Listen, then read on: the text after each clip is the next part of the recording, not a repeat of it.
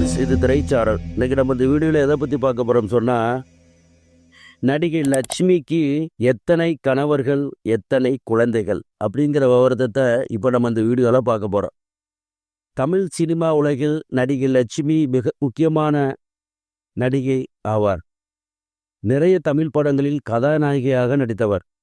எம்ஜிஆர், சிவாஜி, ஜெய்சங்கர், முத்துராமன், சிவகுமார் மற்றும் பல நடிகர்களுடன் நடித்தவர்.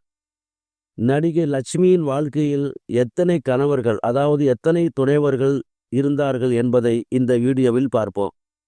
லட்சுமிக்கு முதலில் தனது 17வது வயதினிலேயே பெற்றோர்கள் பாஸ்கர் என்பவருடன் திருமணம் செய்து வைத்தனர்.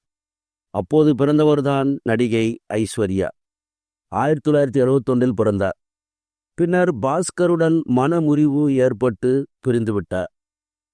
அடுத்து லட்சுமி சட்டக்காரி என்ற மலையாள படத்தில் நடித்த நடிகர் மோகன் என்பவருடன் காதல் ஏற்பட்டு அவரை திருமணம் செய்து கொண்டார். அதாவது இப்பொழுது நடிக்கும் மைக் மோகன் அல்ல, இவர் வேறொரு மோகன். சில தமிழ் படங்களிலும் நடித்துள்ளார். பின்னர் அவருடனும் கருத்து வேறுபாடு ஏற்பட்டு முறிவு ஏற்பட்டு விட்டது. அடுத்து லட்சுமி என்னுயிர் கண்ணம்மா என்ற படத்தில் நடிகர் சிவச்சந்திரனோடு நடித்தார்.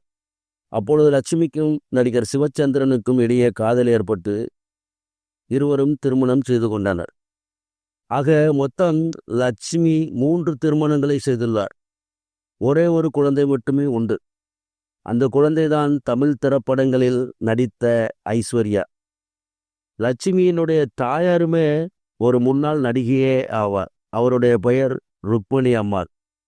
சரி வியூவர்ஸ், இந்த கட்டடத்துடன் முடிகிறது. அடுத்து ஒரு நல்ல கட்டடம் சந்திக்கிறேன். நன்றி.